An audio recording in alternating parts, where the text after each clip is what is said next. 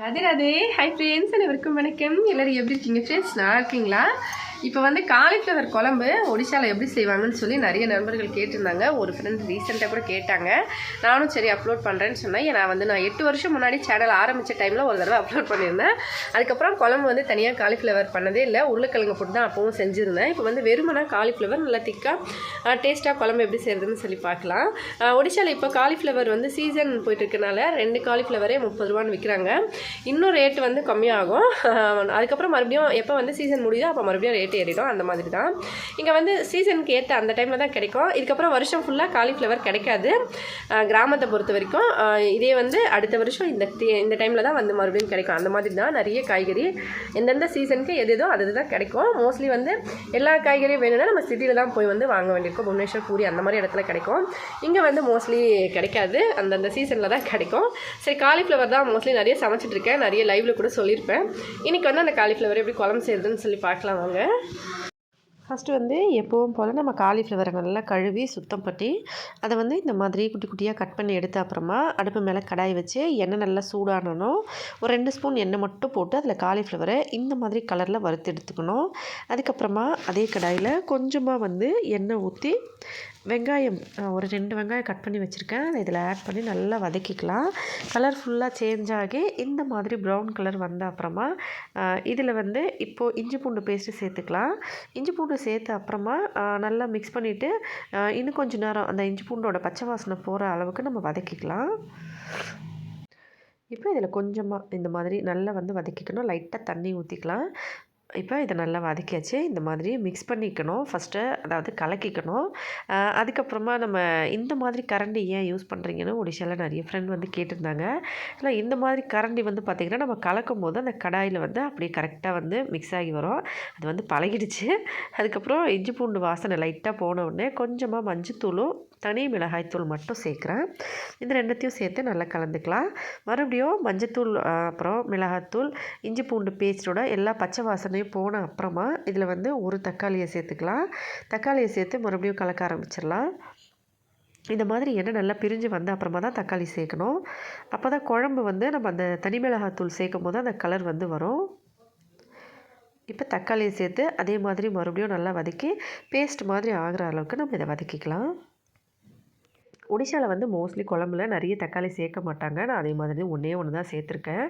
நான் வந்த புதுசில் ஒடிசாவுக்கு தக்காளி போட்டு குழம்பு செய்யும்போது எனக்கு வந்து ஒரே ஒரு தக்காளி போட்டு குழம்பு செய்ய வராது. ஏன்னா நான் வந்து கண்டிப்பாக 2, 3 தான் போட்டு செஞ்சு பழக்கம் சென்னையில் இருக்கும்போது. அதனால் ஃபஸ்ட்டு வந்து ஒரு 2 தக்காளி போட்டு குழம்பு செஞ்சுட்டா எங்கள் மாமியார் அச்சோ புளிக்குதே அப்படின்னு சொல்லுவாங்க. அவ்வளோ வந்து எங்கள் புளிப்பு சாப்பிட மாட்டாங்க. அந்த மாடல் செஞ்சு காமிக்கிறதுனால நான் ஒன்று தான் சேர்க்குறேன். இப்போ கொஞ்சமாக தக்காளி வதங்கின அப்புறம் உப்பு கொஞ்சம் சேர்த்து இதை மிக்ஸ் பண்ணி தேவைப்பட்டால் லைட்டாக தண்ணி கொஞ்சம் கொஞ்சமாக ஊற்றினோம்னா நமக்கு வந்து அதிகமாக எண்ணெய் ஊற்றிடக்கூடாது. இப்போ மறுபடியும் எண்ணெய் பிரிஞ்சு வரட்டும். தக்காளி நல்லா வதங்கட்டும். வதங்கின அப்புறமா மறுபடியும் எண்ணெய் பிரித்து வந்த அப்புறமா இதில் நாம் மசாலா ஐட்டம் சேர்க்கலாம். சிக்கன் மசாலா, கரம் மசாலா இது ரெண்டுத்தையும் கொஞ்சம் கொஞ்சம் சேர்த்துக்கலாம். நீங்கள் குழம்பு மிளகாய் தூள் யூஸ் பண்ணுவீங்க அப்படின்னா குழம்பு மிளகாய் தூளும் கொஞ்சமாக கரம் மசாலா இல்லைன்னா சிக்கன் மசாலா ஏதாவது ஒன்று வாசனைக்காக கொஞ்சமாக போடுங்க. இப்போ அதையும் போட்டு மறுபடியும் மிக்ஸ் பண்ணலாம். அடி பிடிக்கிற மாதிரி இருக்கும். அதை வந்து நம்ம எடுத்து விட்டு கொஞ்சமாக மறுபடியும் வதக்கணும். இப்படி வந்து இந்த கடாயெல்லாம் பார்க்க இப்படி தான் இருக்குதுங்களா. அதனால் இந்த கரண்டியை வச்சு நம்ம அப்படியே சைடில் வந்து இப்படி வடித்தோம்னா அந்த சைட்லலாம் ஃபுல்லாக வந்து அப்படியே வந்துடும். பாருங்கள், நான் வந்து குழம்பு செய்யும்போது இந்த சைடில் இப்படி ஈஸியாக எடுத்துக்கலாம். அதனால தான் இந்த கரண்டியை வந்து யூஸ் பண்ணுவாங்க மோஸ்ட்லி ஒடிசாவில். அதோட கடாய் வந்து இந்த மாதிரி நல்ல கனமான கடாய் தான் யூஸ் பண்ணுவாங்க. இது வந்து கொஞ்சம் திக்காக இருக்கிறதுனால நமக்கு ஈஸியாக வந்து அடி பிடிக்காது. அதோட கூடவே ஒடிசாவில் பொரியலெல்லாம் பண்ணாங்கன்னா நல்லா வந்து வதங்க விட்டு தான் எடுப்பாங்க. கொஞ்சம் தீய விட்டு அப்போ வந்து அந்த டேஸ்ட் வந்து நல்லாயிருக்கும் அப்படின்னு சொல்லிட்டு அது மாதிரி செய்கிறதுக்கும் அது மாதிரி இருந்தால் கரெக்டாக இருக்கும். இப்போ தக்காளி பாருங்கள் நல்லா மேஷ் ஆகிடுச்சு. இப்போ இதில் நம்ம ஒடிசா ஸ்டைலில் குழம்பு ஆல்ரெடி நான் அப்லோட் பண்ணியிருந்தேன். வெங்காயம், உருளைக்கிழங்கும் காலிஃப்ளவரும் சேர்த்து. இது வந்து உருளைக்கிழங்கு சேர்க்காமல் வெறும் காலிஃப்ளவர் குழம்பு. ஆனால் திக்னஸ் வர மாதிரி நம்ம செய்ய போகிறோம். இப்போ வந்து இந்த மாதிரி லைட்டாக தண்ணி ஊற்றி மறுபடியும் இந்த மாதிரி எண்ணெய் நல்லா பிரிஞ்சு வரணும். எண்ணெய் பிரிஞ்சு வந்த அப்புறமா இதில் ஒரு 2 ஸ்பூன் அளவுக்கு கடலை மாவு சேர்த்துக்கலாம்.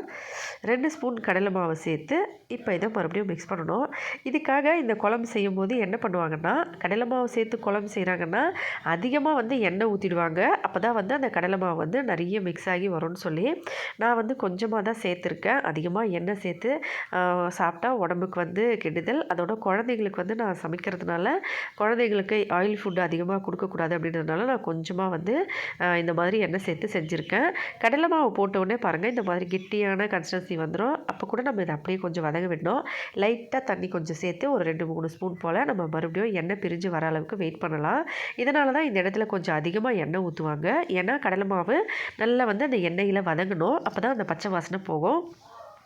நான் வந்து கடலை மாவை எப்போவுமே வாங்கின உடனே இந்த மாதிரி ரெசிபிக்கு சைட் டிஷ்க்கெலாம் யூஸ் பண்ணுறதுக்கு வெறும் கடாயில் லைட்டாக வறுத்து அதை ஸ்டோர் பண்ணி வைப்பேன். அந்த மாதிரி தான் நான் இதையும் எடுத்து வச்சுருந்தேன். நம்ம எண்ணெய் நீங்கள் ஒரு வேளை அதிகமாக ஊற்றி குழம்பு செய்வீங்கன்னா அந்த எண்ணெயிலேயே போட்டு வதக்கிக்கலாம். இல்லைன்னா தனியாக ஃபஸ்ட்டில் வதக்கிக்கலாம். குழம்புலேருந்து நமக்கு எண்ணெயும் பிரிஞ்சு வர அளவுக்கு இருக்காது. இப்போ நல்லா குழம்பு மசாலாலாம் மிக்ஸ் ஆன அப்புறமா ஒரு பச்சை வாசனை எல்லாம் போய் ஒரு 5 நிமிஷம் கழித்து எண்ணெயில் ஏற்கனவே இந்த மாதிரி வதக்கி வச்சுருக்க காலிஃப்ளவரை இதில் சேர்த்துக்கலாம். ஆக்சுவலாக அந்த கிளிப்பு வந்து நான் எடுத்திருந்தேன். அது வந்து எடிட் பண்ணும்போது ஒரு கிளிப் வந்து மிஸ் ஆகிடுச்சு. அதனால் நான் அதை ஆட் பண்ணலை. ஃபஸ்ட்டு கடாயில் வந்து லைட்டாக ஒரு 2 ஸ்பூன் எண்ணெயை மட்டும் போட்டுட்டு காலிஃப்ளவரை நம்ம அப்படியே வந்து சேர்த்துட்டு அதை மூடி போட்டு ஒரு 2 நிமிஷம் வதக்கிக்கணும். லைட்டாக தீய விட்டு லைட்டாக வதங்க விட்டு எடுக்கணும். இப்போ மறுபடியும் இந்த மாதிரி நல்லா மிக்ஸ் பண்ணி லைட்டாக தண்ணி ஊற்றி இதை கலந்துக்கலாம். இப்படி நல்லா கலந்து மறுபடியும் அதே மாதிரி ஒரு மூடி போட்டு கொஞ்சம் நேரம் வேக வைக்கலாம். இதுக்குள்ள வந்து சுடுதண்ணி ஊற்றினோம்னா நல்லாயிருக்கும். அதனால் நான் வந்து குழம்பு இந்த மாதிரி மிக்ஸ் பண்ண அப்புறமா மேலேயே ஒரு தட்டு வச்சு அந்த தட்டில் கொஞ்சம் நேரம் தண்ணி ஊற்றி வைக்கிறேன். அந்த ஆவியிலேயே வந்து தண்ணி வந்து சூடாக ஆரம்பிச்சிடும். அதுக்கப்புறமா நம்ம அப்படியே ஆட் பண்ணிக்கலாம். பாருங்கள் இந்த மாதிரி கடலை மாவு அப்படின்றதுனால இந்த கரண்டியில் அப்படியே ஒட்டிக்கணும் நிறையா. நல்லா இப்படி மிக்ஸ் பண்ணிவிட்டு இப்போ இந்த தட்டை நான் அப்படியே மேலே தூக்குறேன். தண்ணி வந்து உள்ளுக்குள்ளே போயிடும். இந்த சைடில் பார்த்தீங்கன்னா தெரியும் எண்ணெய் எப்படி பிரிஞ்சு வந்துருந்ததுன்னு சொல்லி. இப்போ இதை அப்படியே தட்டு வந்து வெளியே எடுத்துடுறேன். அவ்வளோதான். மறுபடியும் வந்து நல்லா கலந்து தண்ணி தேவையான அளவுக்கு நான் வந்து ஊற்றிருக்கேன். இவ்வளோ போதும். மிளகாத்தூள் வந்து அதிகமாக சேர்க்க மாட்டேன். குழந்தைங்க காரம் அதிகமாக சாப்பிட மாட்டாங்க அப்படின்றதுனால. இப்போ இதை மறுபடியும் இந்த மாதிரி நல்லா மிக்ஸ் பண்ணி எண்ணெய் நல்லா பிரிஞ்சு வந்த அப்புறமா அடுப்பை ஆஃப் பண்ணி இறக்கணும்னா குழம்பு சூப்பராக ரெடி ஆகிடும். மெயினாக வந்து இந்த மசாலா ஐட்டம் அந்த வாசனைக்காக ஆட் பண்ணுறது ப்ளஸ் வந்து கடலை மாவு இதுதான் வந்து இப்படி தான் வந்து ஒடிஷாவில் சம்டைம்ஸ் குழம்பு வந்து செய்வாங்க. வெறும் காலிஃப்ளவரில் செய்யும்போது உருளைக்கிழங்கு சேர்த்து செய்கிறது நான் ஆல்ரெடி நம்ம வீடியோஸில் அப்லோட் பண்ணியிருக்கேன். அதாவது ஃபஸ்ட்டு ஓல்டஸ்ட்டு வீடியோவில் அதாவது ஒரு 8 இயர்ஸ் முன்னாடி அப்லோட் பண்ணியிருந்தேன். இப்படி தான் வந்து செய்வாங்க. அவ்வளோதான் ஃப்ரெண்ட்ஸ். இப்போ மிக்ஸ் பண்ணிவிட்டு கடைசியாக கொஞ்சமாக கரம் மசாலா மட்டும் ஆட் பண்ணி நல்லா கொதித்து காலிஃப்ளவர் வெந்து இறக்குறதுக்கு முன்னாடி ஒரு 2 நிமிஷம் முன்னாடி கரம் மசாலா சேர்த்து அடுப்பை ஆஃப் பண்ணிவிட்டு இறக்கிடலாம்.